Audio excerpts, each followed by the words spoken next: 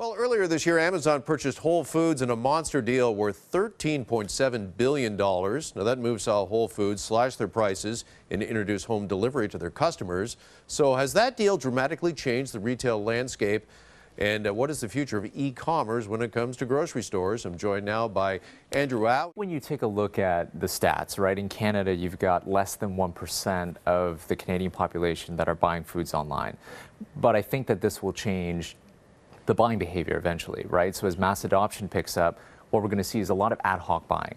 So people will be buying, more frequently versus the batched buying that we're typically used to going to the grocery store, maybe once or twice a week, right?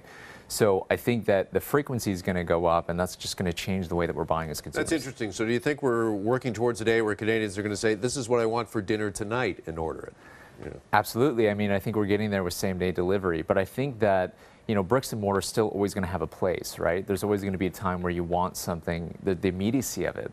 You're out of eggs, you want eggs right now, you're going to go to the store. There still is that gap today with e-commerce. Yeah, well, it seems as if e-commerce is becoming more and more prevalent in the grocery game. I've seen various grocery stores offering now you can order online and just drive up and pick it up, right? Not even have to go into the store. Yeah, absolutely. So I think the activity in the store is going to change, right? So whether you are buying from home and picking it up in store, or you might be picking things in store and having them delivered to your house, right? So that, I think, is ultimately going to change. How about automation? We hear more and more that that's coming to grocery stores. Metro just recently announced, I think it's by 2021, they're going to lose about 200 employees as they continue to automate checkouts and things. Yeah, I think every industry is going to be faced with digital transformation. I think that what we're seeing today is, the jobs getting taken away from technology, but I think what we're going to see is a lot of the job creation. So one of the studies that I've looked at, the Federal Reserve Bank of New York, they kind of show the graph of the number of jobs that are being taken has actually almost been offset by the number of jobs created. Granted, not the same jobs.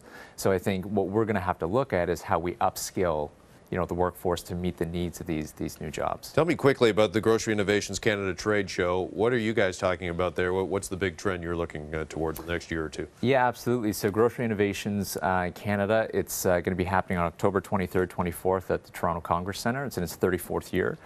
So there'll be 500 exhibitors out, over 4,000 people. And it's really going to be talking about some of the latest, latest foods, the latest trends that are going to be. Is there a big buzz there? That's something everybody's all talking about?